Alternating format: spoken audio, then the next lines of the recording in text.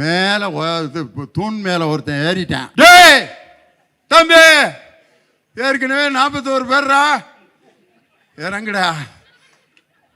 உள்ள போயிருந்தாலும் போயிருப்பேன், திரும்பி உள்ள போய் வச்சிடாத, இறங்கு இறங்கு இறங்குன்னா அதுக்கப்புறம் தான் நான் முத்தம் கொடுப்பேன்னாரு. இது ஏற்கனவே என் தலைவர் பல இளைஞரணி மாநாட்டில், எங்கள் தலைவர் இளைஞரணி பொதுக்கூட்டத்தில் மரத்தின் மீது நின்று கொண்டிருந்த நம் திராவிட முன்னேற்ற கழகத்தின் தோழர்களை பார்த்து, மரத்தை விட்டு இறங்குங்கள், அதுவரை நான் பேச மாட்டேன் என்று சொல்லி அனைவரையும் மரத்தை விட்டு இறங்க வைத்து விட்டு அப்புறம் பேசினார்.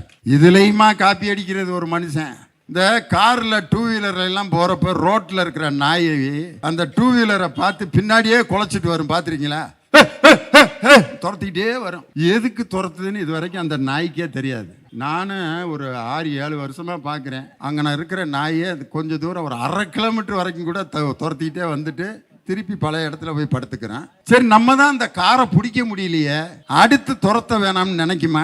திரும்ப 2வது நாளும் துரத்திட்டே வரும், திருப்பி போய் படுத்துக்கிறேன். காரை துரத்தும் நாய்கள் கடைசி வரை காரை கைப்பற்றியதாக சரித்திரமே இல்லை.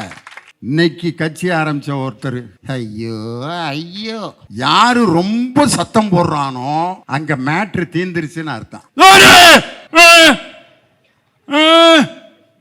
வணக்கம், வணக்கத்தை கூட இவ்வளோ இதாவா சொல்லுவாங்க? பெரியார்களே, தாய்மார்களே அப்படின்னா, டேய் எதுக்கு ஆம்புலன்ஸை கூப்பிடுறா, ஏதாவது ஆயிர போகுது, ஏன் இவ்வளவு கோபம்? என்ன சத்தம் அங்கே அதிகமாகுதுனால அங்கே மேட்ரு காலி ஆயிடுச்சு, அங்கே தோல்வியை நோக்கி கிளம்பிக்கிட்டு இருக்காங்கன்னு அர்த்தம். 2 கணவன் மனைவி சத்தம் போட்டு பேசுகிறாங்கன்னு வச்சுக்கோங்க, அங்கே யார் என்ன பேசுகிறானே விளங்காது. ஆனால் காதலர்கள் பேசும்போது பார்த்துருக்கீங்களா, இங்கே சத்தமாக பேசுகிறாங்களா? இந்த பைபாஸில் வந்தான் பைக்கில் நிப்பாட்டி, நீங்கள் பக்கத்தில் போய் நின்று கேட்டால் கூட என்ன பேசுகிறாங்கன்னு கண்டுபிடிக்க முடியாது. அன்பான பேச்சு எப்போதும் அமைதியாகத்தான் இருக்கும். அரைகுறை அரைவேக்காடுகள் தான் கத்திக்கொண்டே இருப்பார்கள்ங்கிறதுக்கு வேற உதாரணமே தேவையில்ல. என் தலைவர் தான் உதாரணம் சொல்லுவார். ஒரு நரி காலையில் இப்படி உட்கார்ந்து இருந்திருக்கு, சூரியன் இங்க இருக்கு, நரியோட நிழல் நீளமா தெரியவும் நரி நினைச்சிருச்சு, ஆஹா நம்ம எவ்வளவு பெரிய ஆள்றா, ஆஹா அப்படின்ட்டு சூரியன் மேல வர வர வர வர வர வர நரியோட நிழல் அப்படியே சின்ன சின்னதா ஆகி சூரியன் உச்சத்திற்கு வரும்போது நரியினுடைய நிழல் காணாம போய் நம்ம இவ்வளவுதான் தெரிஞ்சுக்கிருச்சு. சூரியன் உச்சத்திற்கு வரும்போது இப்பொழுது ஆட்டம் போடும் நரிகள் எல்லாம் எங்கே போய் கொண்டிருக்கிறது என்றே தெரியாமல், அடையாளம் தெரியாமல் போய் விடுவார்கள். நான் ஒரு வீட்டுக்கு போயிருந்தேன், நாய் வளர்க்குறான், ஃபாரின் நாய். நம்ம நாய்ங்க அப்படின்னா, ஓ நாயிடா அது, கொஞ்சம் கூப்பிடுறியா அப்படின்னு. கடிக்காது, ஒன்றும் செய்யாது, ஒன்றும் செய்யாது, என்னைய குடுங்குச்சுன்னா அதெல்லாம் ஒன்றும் செய்யாது, நீங்க வாங்க. நான் அந்த நாயை உத்து உத்து பார்த்தேன், எது முன்பக்கம் எது பின்பக்கம்னே கண்டுபிடிக்க முடியல. இங்கிட்டும் சடை தொங்குது, பின்னாலேயும் சடை தொங்குது. எனக்கு ஒரே எதிரா முன்பக்கம் எதிரா பின்பக்கம், எனக்கு மனசு போட்ட அலக்களிப்பா இருந்துச்சு. அவன்கிட்ட கேக்கையும் சங்கட்டமா இருக்கு. சார், நாயோட முன்பக்கம் எது உனக்கு எதுக்கு, அதுவே அதை பத்தி கவலைப்படல, உனக்கு ஏன் அதுக்கு முன்பக்கம் எங்கிட்டு இருந்தா உனக்கு என்னன்னு என்னைய ஒரு மாதிரி தப்பா நினைப்பான். கீழே குனிஞ்சு பார்க்கவும் வெக்கமா இருக்கு. நாயவே இந்த பார்வை பார்க்கறானே, இவனை நம்பி எப்படி வீட்டுக்குள்ள விடுறதும் திமுக காரனுக்கு இது கூட கண்டுபிடிக்க முடியாது அப்படின்னு. நாய் நடந்து போச்சு, அதை வச்சு கண்டுபிடிச்சிட்டேன். அதுதான் முன்பக்கம், இதுதான் பின்பக்கம். ஏன்னா நாய்க்கு ரிவர்ஸ் கியர் போட்டு நடக்க தெரியாது. எப்படி அந்த நாய் அவன்கிட்ட கேட்டேன், எங்கடா வாங்கினேன், இது ரொம்ப காஸ்ட்லியான நாய்ங்க, இதை வெளியில நான் கூட்டு போனோம்னா நிறைய பேர் அந்த நாயை பார்க்கறதுக்கு கூட்டம் கூட்டமா வந்து பார்ப்பாங்க.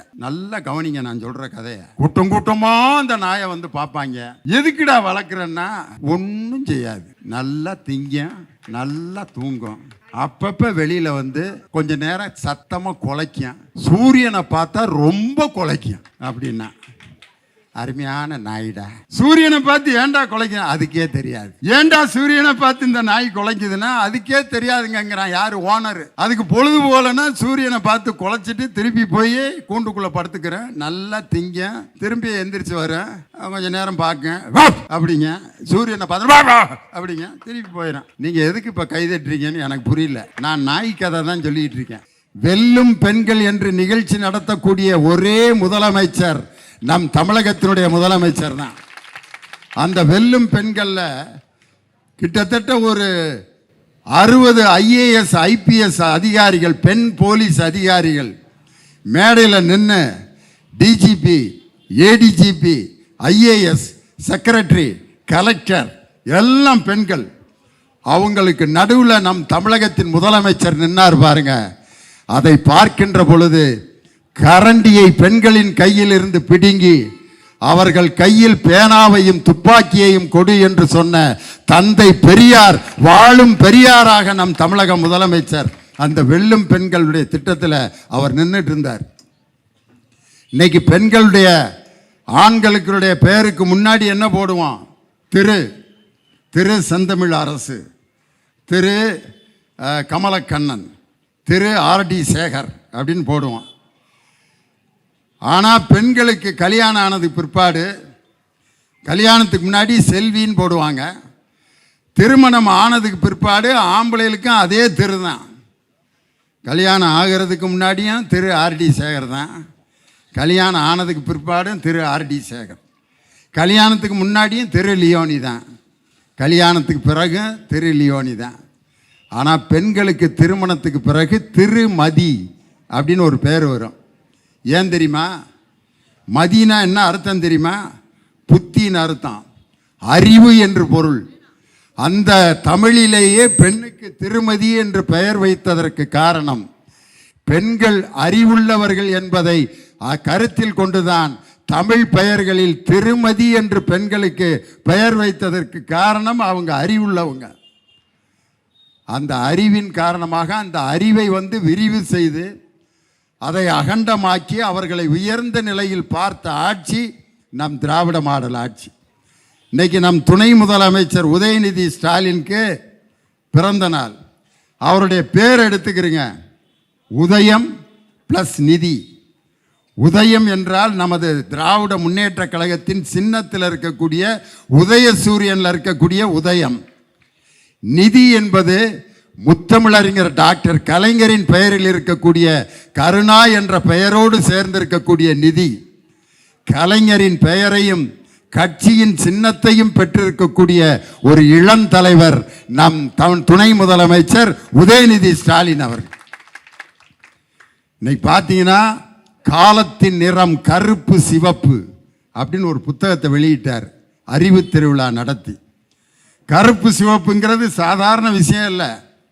அது எப்படிப்பட்ட அந்த கொடி எப்படி உருவாகி அந்த கொடியும் சின்னமும் எப்படி இந்த திராவிட முன்னேற்ற கழகத்தை வளர்த்தெடுத்தது. அந்த கொடி கருப்பு சிவப்பு கொடி எப்படி உருவானதுன்னா, திராவிடர் கழகத்துக்கு எப்படி கொடி தேர்ந்தெடுக்கலாம்னு கருப்பு கொடியை மட்டும் வச்சிருந்த நேரத்தில்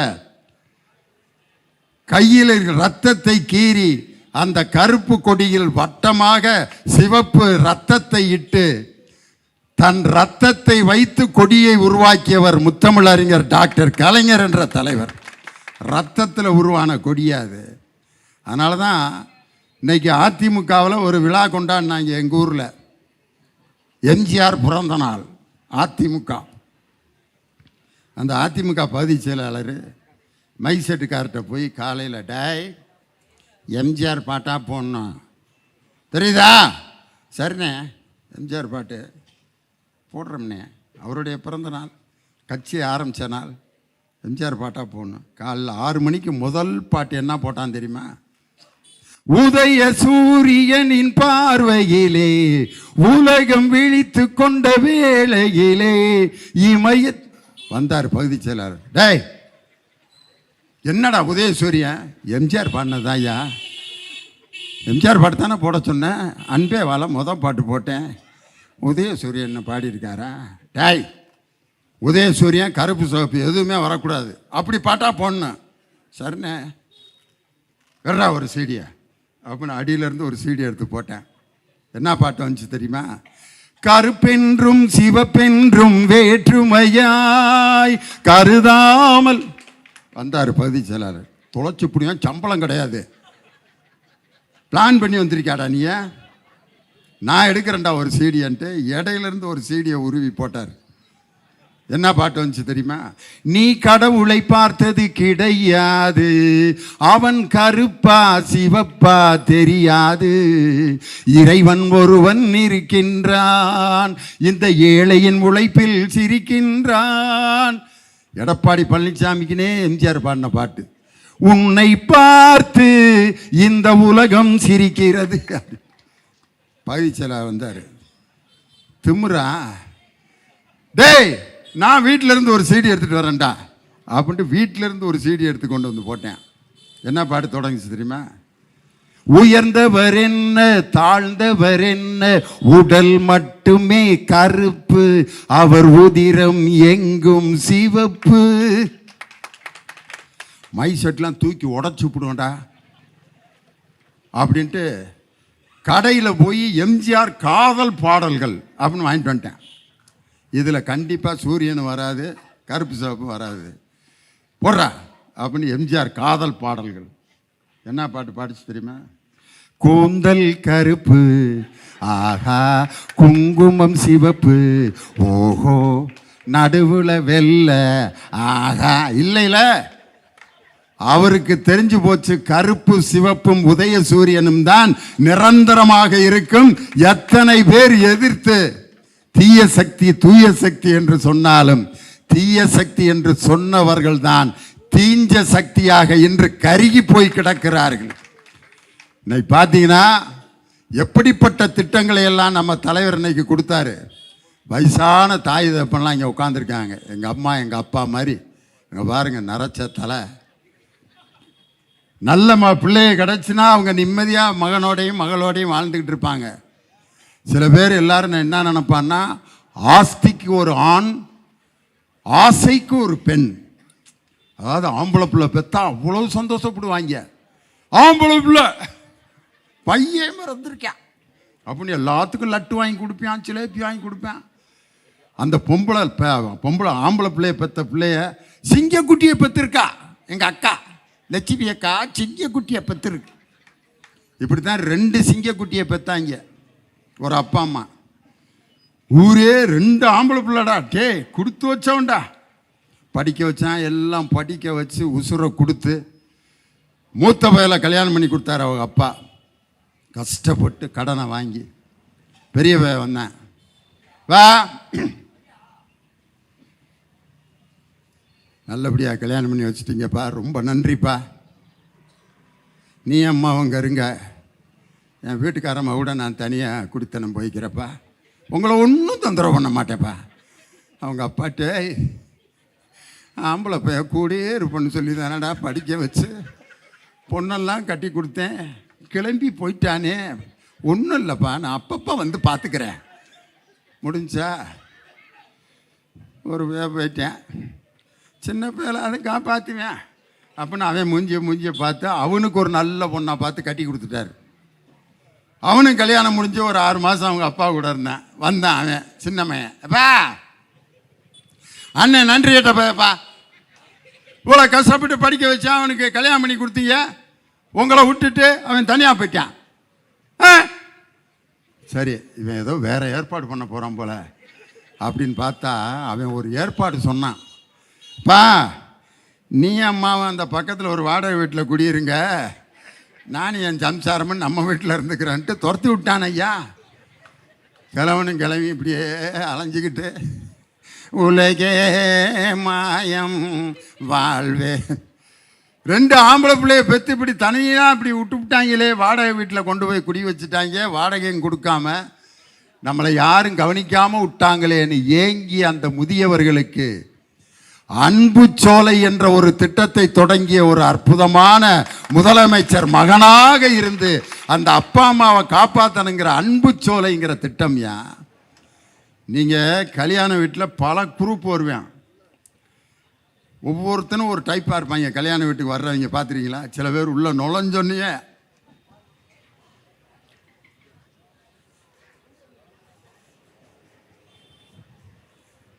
எவ்வளோ பவுன் எத்தனை பவுன் நகை போட்டிருக்காங்க, உனக்கு என்ன, அவன் தகரத்தை கூட போட்டு போகிறேன், இதையே விசாரிப்பாங்க. பொண்ணுக்கு எவ்வளோ பவுன் போட்டான், மண்டபம் எவ்வளோ வாடகை, பத்திரிக்கை எவ்வளோ கடிச்சாங்க, சோறு எவ்வளோ போட்டுக்கிட்டு இருக்கேன், செலவு கணக்கை பற்றியே பேசிகிட்டு இருப்பேன் ஒரு குரூப்பு. இன்னொரு குரூப் வருவாங்க, நான் பாட்டுக்கு வருவேன். வந்து நேராக சாப்பாடு எங்கே போடுறாங்க, சாப்பாடு அப்புறம் முதல்ல பொண்ணு மாப்பிள்ளை எப்படி இருக்காங்கன்னு கூட கவலைப்பட மாட்டான், சாப்பாடு தான். அங்கேயும் போய் சும்மா திம்பான்னு நினைக்கிறேன். அப்பளம் வைக்கலன்னு அருவாள் எடுத்து வெட்ட போயிருக்கேன். பக்கத்தில் இருக்கவனுக்கு அப்பளம் வச்சான், எனக்கு வைக்கல அப்படின்னு சோத்துக்குன்னே சில பேர் வருவேன். இன்னொரு குரூப் இருக்கேன், சாயந்தரம் 6 மணி ஆனோன்னா, மாப்பிள்ள வீட்டில் வந்திருக்காடா அப்படின்னா, தூங்கணுன்னா வாடா. 12 மணிக்கு ஆரம்பிப்பாங்க.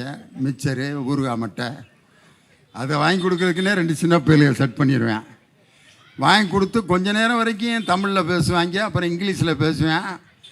அப்புறம் செருப்படுத்து சிக்கன் 65ன்னு செருப்பை தின்னுட்டு இருப்பேன். காலையில் 6 மணிக்கு தாலி கட்டிக்கிட்டு இருப்பாங்க. தாலிக்கு வரல, ஒன்றுக்கு வரல. 11 மணிக்கு எந்திரிச்சு கல்யாணம் எல்லாம் காலி பண்ணி போயிட்டாங்க, வீட்டுக்கு போங்கடான்ட்டு. இப்படிலாம் இருக்கும். பெண்கள்லாம் பார்த்தீங்கன்னா நகை நட்டு இதை பற்றி இப்போ வட்டுப்போட பக்கம் வாங்கினது எங்கள் மாமே சென்னை சில்க்ஸில் 32,000 ரூபாய்க்கு எடுத்து கொடுத்தா. 1,500 கூட இருக்காது, அடித்து விட வேண்டியது தான், பேசிகிட்டு இருப்பாங்க. ஆனால் யாரை தெரியுமா நம்பக்கூடாது இந்த கல்யாண வீட்டில்? யாரு கூடயும் சேராமல் தனியாக அந்த அப்படியே உட்காந்துருக்கான் பார்த்தியா, இவன் தான் ரொம்ப டேஞ்சரானவன். அவன் கண்டிப்பாக ஒன்று பொண்ணை கடத்துறதுக்கு வந்திருப்பேன், அல்லது ஏதாவது நகை ஆட்டே போடுறதுக்கு வந்திருப்பேன். யாரு கூடயும் சேராமல் தனியாக நான் நிற்பேன்னு சொன்னாலே அவன் சாக வரைக்கும் தனியாக தான் நிற்கணும்.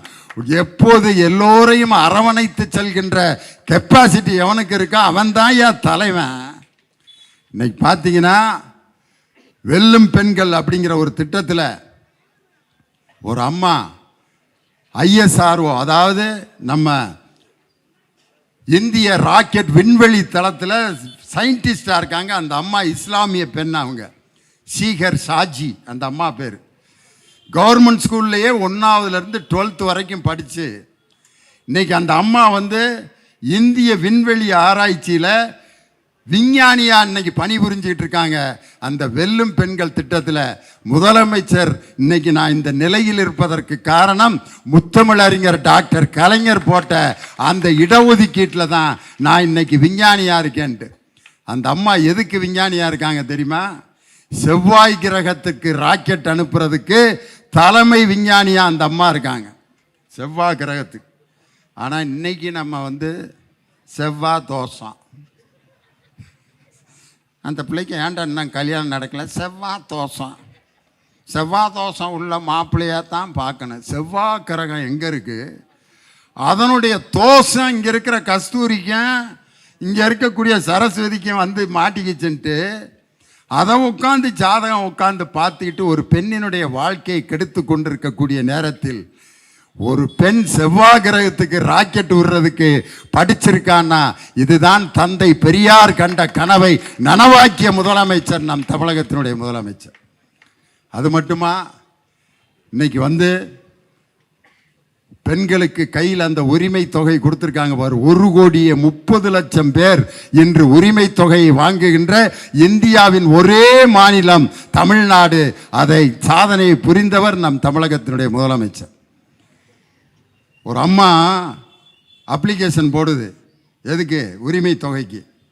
அப்ளிகேஷன் போடுறப்ப அந்த அம்மாவோட மகன் அவன் சொல்கிறான், ஏமா எதுக்குமா அந்த 1000 ரூபாய்க்கு போய் அப்ளிகேஷன் கொடுக்குற? ஓ மகன் நான் 25,000 ரூபா சம்பாதிக்கிறேன்ல, நான் உன்னை பார்த்துக்க மாட்டேனா அப்படிங்கிறான். யார்? மகன். அப்போ அந்த அம்மா சொல்லுச்சு, டேய் நீ சம்பாதிக்கிற 25,000 ரூபா இருக்குல்ல, அது ஓம்பனம். நாளைக்கு உனக்கு ஒருத்தி வந்து மாட்டிட்டான்னா அவளை கேட்டுக்கிட்டு தான் நீ எனக்கு 5 ரூபா கூட கொடுப்ப, அது ஓம்பனம்டா. ஆனால் என் தலைவர் எனக்கு போடுறது ஏன் பணம்டா, அது என்னுடைய சொந்த பணம், நான் எப்படி வேண்டுமானாலும் அதை செலவு செய்து கொள்ளலாம்ட்டு அந்த அம்மா ஒரு பழமொழி சொன்னிச்சு. தாயும் பிள்ளையும் ஆனாலும் வாயும் வயிறும் வேறடா. என்னுடைய தேவைகளை நான் பூர்த்தி செய்வதற்கு என் கையில் 1000 ரூபா இருந்தால் தான் அது எனக்கு பயன்படும்னு. ஒரு 5 6 வருஷத்துக்கெல்லாம் முன்னாடி ஒரே பொம்பளை பிள்ளையா பிறந்த ஒரு அம்மா தன்னுடைய புருஷன்ட்ட கேட்குது, ஏங்க எங்கள் அப்பாவுக்கு சுகமில்லைங்க, போய் ஒரு 8 பார்த்துட்டு வந்துடுறானுங்க. ஏ போடி, கொப்பை என்ன பெரிய லாட் லபக்குதாசா, அதெல்லாம் போய் பார்க்க முடியாது போ. ஒரே பொம்பளை பிள்ளையா, கூட ஆம்பளை பிள்ளை தான் பிறந்து, எங்கள் அம்மா மட்டும் தலைமாட்டில் உட்காந்துருக்கு, எங்கள் அப்பா இன்னைக்கு நாளைக்குன்னு இழுத்துட்டு கிடக்கிறாரு, ஒரு 8 போய் பார்த்துட்டு சொன்னா கேளு, கையில் காசு இல்லாத நேரத்தில் உங்கள் அப்பா ரொம்ப முக்கியம் போ. இதெல்லாம் 4 வருஷத்துக்கு முன்னாடி நடந்துச்சு. இப்போ என்ன நிலைமை தெரியுமா? அந்த அம்மா வீட்டுக்கார்ட்ட வருது, மாமா நான் எங்கள் அப்பா போய் பார்த்துட்டு வந்துடுறேன், சோறாக்கி வச்சிரு. சோறாக்கி வச்சுறேன், அரிசி வச்சுருக்கேன், எடுத்து அவிச்சு திங்க மாட்டியா? சாம்பார் வச்சுருக்கேன், அரிசி மட்டும் குக்கரில் வச்சுட்டு சாப்பிட்டுட்டு இருக்கேன். பஸ்ஸுக்கு என்னடி செய்வ? எங்கள் அண்ணன் ஸ்டாலின் விடியல் பயணம் பஸ்ஸு விட்டுருக்காரு, அதில் போய் பார்த்துக்கிருவேன். என்ன கான்ஃபிடென்ஸியா? கொப்பாக்கு சாத்துக்குடி, ஹார்லிக்ஸு, ஆரஞ்சு பழம்லாம் வாங்க வேணாமா? எங்கள் அண்ணன் எங்கள் ஸ்டாலின் வந்து மாதம் 1000 ரூபா உரிமை தொகை கொடுக்குறாரு, அதில் எங்கள் அப்பாவுக்கு மருந்து மாத்திரையெல்லாம் நான் வாங்கி கொடுப்பேன்னு ஒரு பெண்ணை சொந்த காலில் பொருளாதாரத்தில் நிற்க வைத்த ஆட்சி நம் திராவிட மாடல் ஆட்சியா? இன்னைக்கு பார்த்தீங்கன்னா, இன்னைக்கு கட்சி ஆரம்பித்த ஒருத்தர், ஐயோ ஐயோ, யார் ரொம்ப சத்தம் போடுறானோ அங்கே மேட்ரு தீர்ந்துருச்சுன்னு அர்த்தம்.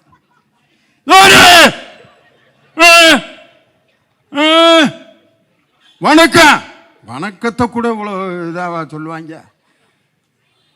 பெரியார்களே, தாய்மார்களே அப்படின்னா, டேய் எதுக்கு ஆம்புலன்ஸை கூப்பிடுறா, ஏதாவது ஆயிரப்போகுது, ஏன் இவ்வளவு கோபம்? என்ன சத்தம் அங்கே அதிகமானதுனால அங்கே மேட்ரு காலி ஆயிடுச்சு, அங்கே தோல்வியை நோக்கி கிளம்பிக்கிட்டு இருக்காங்கன்னு அர்த்தம். 2 கணவன் மனைவி சத்தம் போட்டு பேசுகிறாங்கன்னு வச்சுக்கோங்க, அங்கே யார் என்ன பேசுகிறானே விளங்காது. ஆனால் காதலர்கள் பேசும்போது பார்த்துருக்கீங்களா, எங்கேயாவது சத்தமாக பேசுகிறாங்களா? இந்த பைபாஸில் வந்தான், பைக்கில் நிப்பாட்டி, நீங்கள் பக்கத்தில் போய் நின்று கேட்டால் கூட என்ன பேசுகிறாங்கன்னு கண்டுபிடிக்க முடியாது. அன்பான பேச்சு எப்போதும் அமைதியாகத்தான் இருக்கும். அரைகுறை அரைவேக்காடுகள் தான் கத்திக்கொண்டே இருப்பார்கள்ங்கிறதுக்கு வேற உதாரணமே தேவையில்ல. என் தலைவர் தான் உதாரணம் சொல்லுவார்.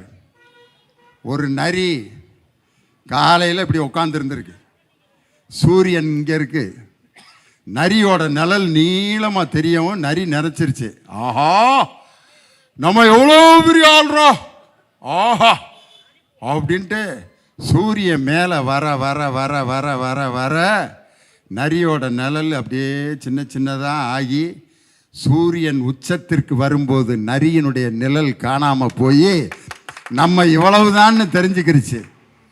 சூரியன் உச்சத்திற்கு வரும்போது இப்பொழுது ஆட்டம் போடும் நரிகள் எல்லாம் எங்கே போய் கொண்டிருக்கிறது என்றே தெரியாமல், அடையாளம் தெரியாமல் போய் விடுவார்கள். எத்தனை பேரை பார்த்த இயக்கம் இந்த திராவிட முன்னேற்ற கழகம், எத்தனை எதிர்ப்புகளையும் சந்தித்து இன்றும் நிலைத்து நிற்கிறது என்று சொன்னால் வலிமையான கொள்கையும் அந்த கொள்கையின் பிடிப்பில் வாழ்ந்து கொண்டிருக்கக்கூடிய உண்மையான தொண்டர்களையும் பெற்ற இயக்கம் இந்த திராவிட முன்னேற்ற கழகம். அதனால் இதை யாரும் அசைக்க முடியாது.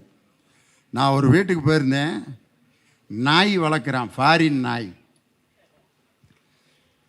நம்ம நாய்ங்க அப்படின்னா, ஓ நாயிடா அது, கொஞ்சம் கூப்பிட்றியா அப்படின்னு. கடிக்காது, ஒன்றும் செய்யாது, ஒன்றும் செய்யாது, என்னைய பிடுங்குச்சுன்னா அதெல்லாம் ஒன்றும் செய்யாது, நீங்கள் வாங்க. நான் அந்த நாயை உத்து உத்து பார்த்தேன், எது முன்பக்கம் எது பின்பக்கம்னே கண்டுபிடிக்க முடியல. இங்கிட்டும் சடை தொங்குது, பின்னாலேயும் சடை தொங்குது. எனக்கு ஒரே எதிரா முன்பக்கம் எதிரா பின்பக்கம், எனக்கு மனசு போட்ட அலக்களிப்பாக இருந்துச்சு. அவன்கிட்ட கேட்கையும் சங்கட்டமாக இருக்குது. சார் நாயோட முன்பக்கம் எது பின்பக்கம், உனக்கு எதுக்கு, அதுவே அதை பற்றி கவலைப்படல, உனக்கு ஏன் அதுக்கு முன்பக்கம் எங்கிட்டு இருந்தால் உனக்கு என்னன்னு என்னைய ஒரு மாதிரி தப்பாக நினப்பேன். கீழே குனிஞ்சு பார்க்கவும் வெக்கமாக இருக்கு. நாயவே இந்த பார்வை பார்க்குறானே, இவனை நம்பி எப்படி வீட்டுக்குள்ளே விடுறதும்பேன். திமுக காரனுக்கு இது கூட கண்டுபிடிக்க முடியாது.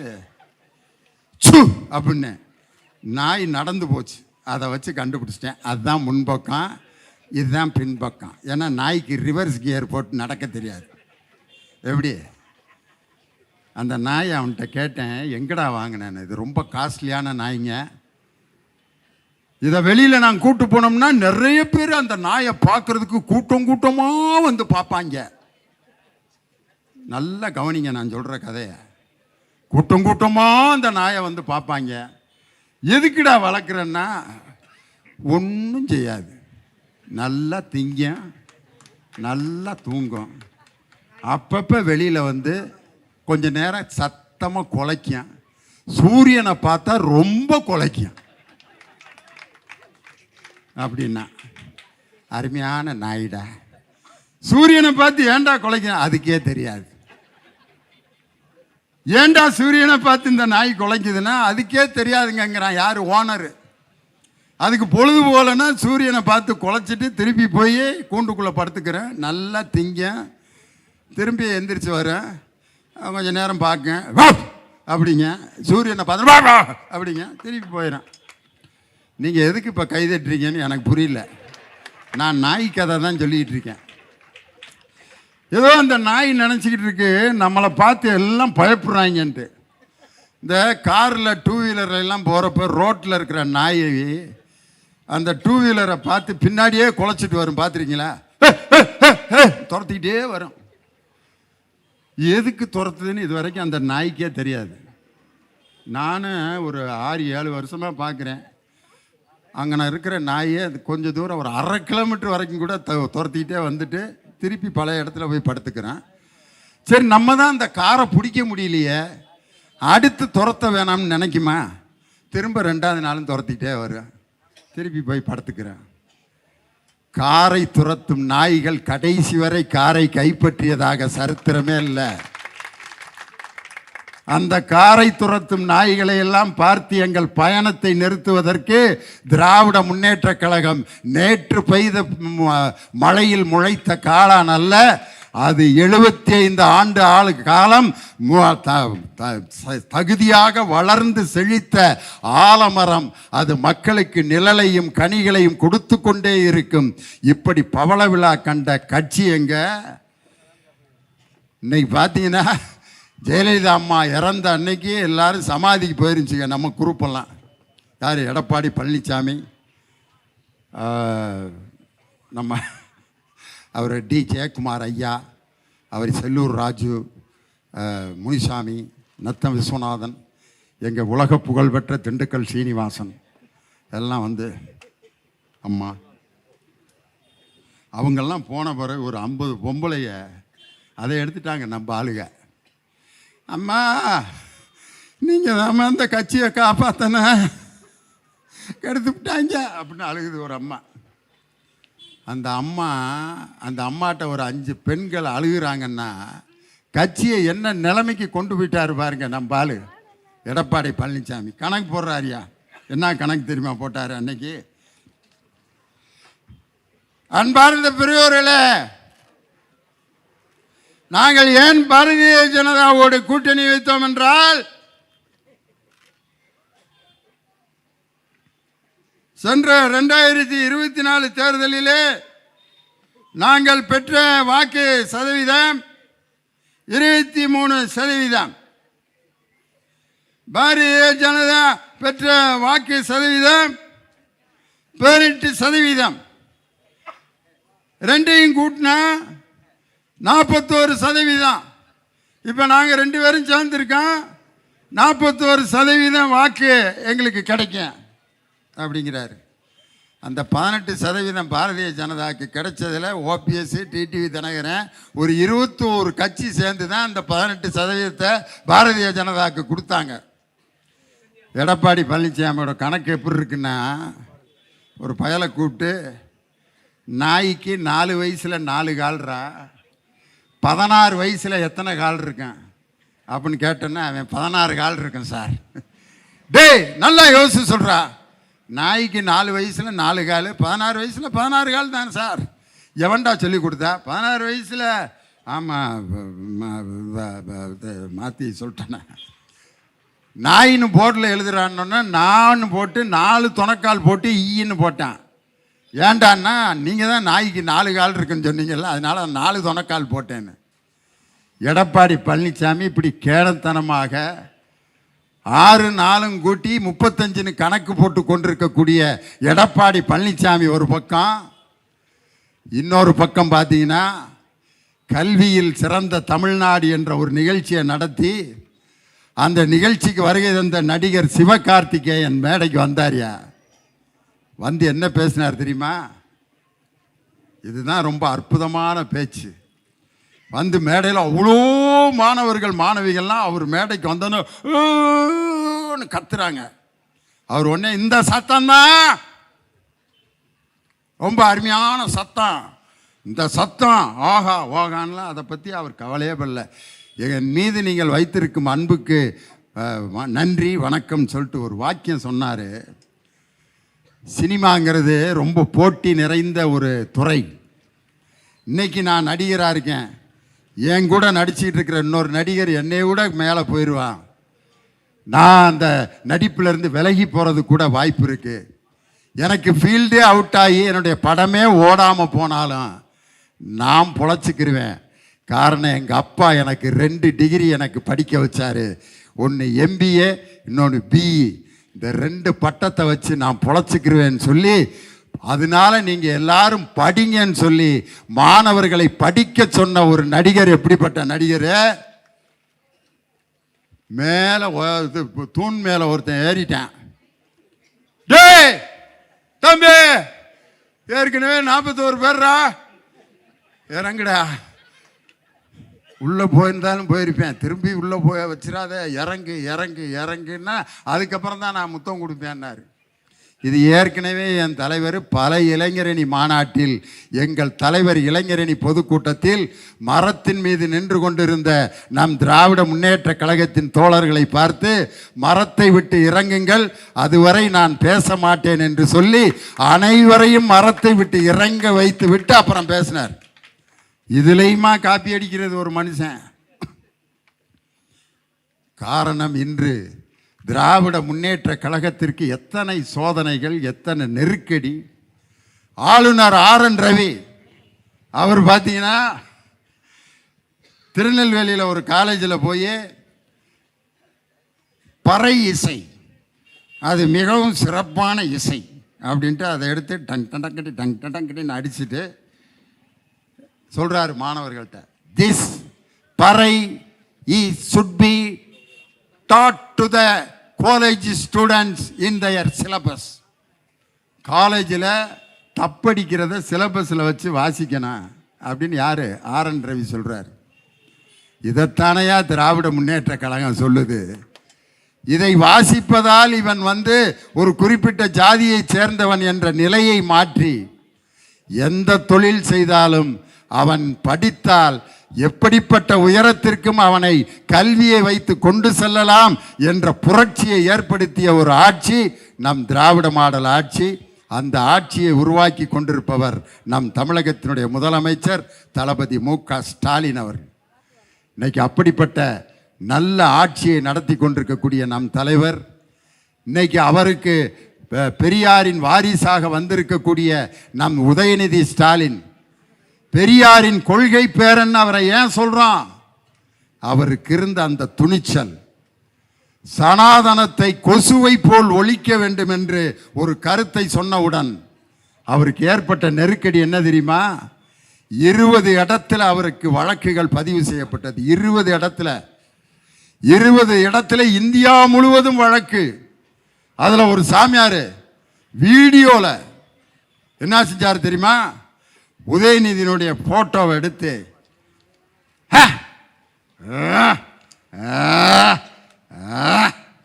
அப்படின்னு போட்டுட்டு அறிக்கை விடுறார். இவருடைய தலையை கொண்டு வந்தால் 10 லட்சம் நான் தர்றேன். யாரு? சாமியார். கோயில் வாசல் உட்காந்து பிச்சை எடுக்கிற சாமியார்கிட்ட 10 லட்சம் இருக்குன்னா அவர் உண்மையிலே சாமியார் ஆகியா? அவரு கோயில் வாசல்ல உட்காந்து தர்மம் பிச்சாந்திகன்னு கேட்டுக்கிட்டு இருக்கவர் 10 லட்சம் உதயநிதி தலைக்கு தர்றேன்னாரு. அப்போ உதயநிதி சொன்ன பதில் என்ன தெரியுமா? ஜாதியை நிலைநாட்டுகின்ற, மத வெறியை தூண்டுகின்ற, பெண்களை அடிமைப்படுத்துகின்ற இந்த சனாதனத்தை ஒழிப்பதை நான் மீண்டும் அந்த வார்த்தையை வாபஸ் வாங்க மாட்டேன். நான் சொன்னதுதான். எத்தனை வழக்குகள் போட்டாலும் அதை நான் சந்திக்க தயார் என்று கொள்கையின் பேரனாக துணிச்சலாக நின்ற நம் தலைவர் தான். அவர்தான் இன்றைய பிறந்த நாள் கதாநாயகன் உதயநிதி ஸ்டாலின். ஆனால் கரூரில் 41 பேர் இறந்த உடனே பொதுச் செயலாளர் எங்கே போனார்னே தெரில. தலைமறைவு. துணை பொதுச் செயலாளர் தலைமறைவு. மாவட்ட செயலாளர் தலைமறைவு. ஒரு பிரச்சனை வந்தோன்னு ஓடி ஒளிபவர்கள் இந்த நாட்டை காப்பாற்ற மாட்டார்கள். தனக்கு 20 இடத்தில் வழக்கு பதிவு செய்தாலும் நான் நியாயத்தை தான் பேசினேன் என்று துணிந்து நின்ற உதயநிதியினுடைய அந்த கொள்கை பெரியாருடைய கொள்கை வாரிசுதான் என் தம்பியை இன்று அடுத்து திராவிடத்தை காப்பாற்ற போகின்ற 4ஆம் தலைமுறையாக உருவாகி கொண்டிருக்கக்கூடிய இந்த திராவிட முன்னேற்ற கழகத்தை எந்த சக்தியாலும் அசைத்து பார்க்க முடியாது. வருகின்ற 2026 நம் தமிழகத்தின் முதலமைச்சர் மீண்டும் 2வது முறையாக அதிக வாக்கு வித்தியாசத்தில் வெற்றி பெறுவது மட்டுமல்ல, 210 தொகுதிகளில் வெற்றி பெற்று படைப்போம் வரலாறு, படைப்போம் வெற்றி பெறுவோம் 200 என்று சொல்லி தளபதியை மீண்டும் முதலமைச்சராக்க நாம் அனைவரும் உழைப்போம் என்று சொல்லி உதய சூரியன் என்றும் ஓய்ந்ததாக வரலாறு இல்லை என்று சொல்லி உங்களிடமிருந்து விடைபெறுகிறேன். நன்றி, வணக்கம்.